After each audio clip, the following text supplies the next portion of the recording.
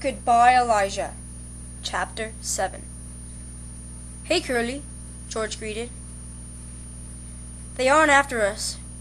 They're after Elijah, Curly told George. What do you mean? George asked, getting nervous, holding his heartbeat. The orphan that had Elijah. They have guns and ropes. They are after him, Curly explained. I'll kick all of their asses. They ain't touching Elijah, George shouted. He went and grabbed his shotgun, placing it into his pocket. He ran out with Elijah.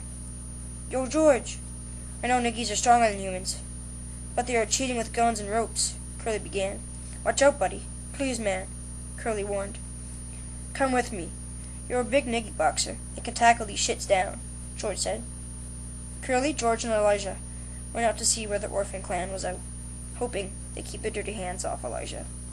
George, what they gonna do to me?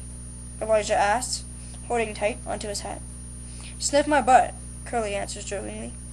That's right, Curly's going to get them, George said.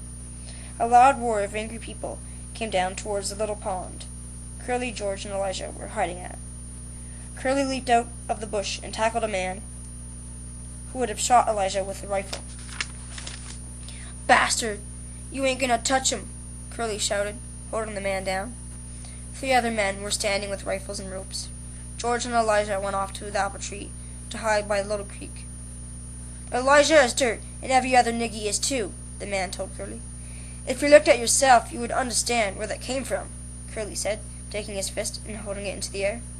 Now your face will be distorted. Curly punched the man in the face. A large cry broke out while blood gushed and formed a river.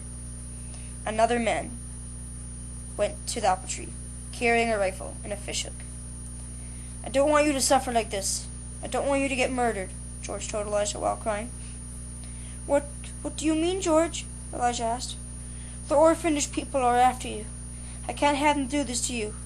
We had a future together, and I'm afraid I have to say goodbye. George forced into tears. Are you going to shoot me, George, so I can be with my family again? Elijah asked, while struggling to move his arms, because he noticed George crying.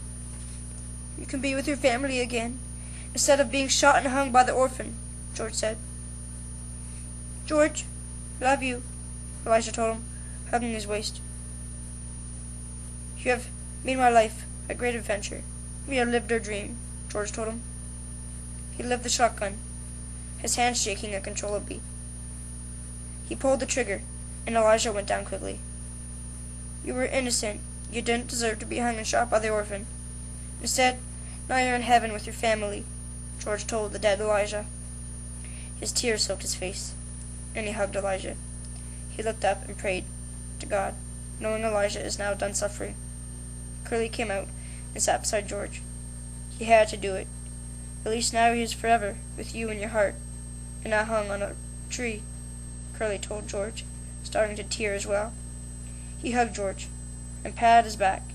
Suddenly, George felt that Curly always cared for Elijah as well.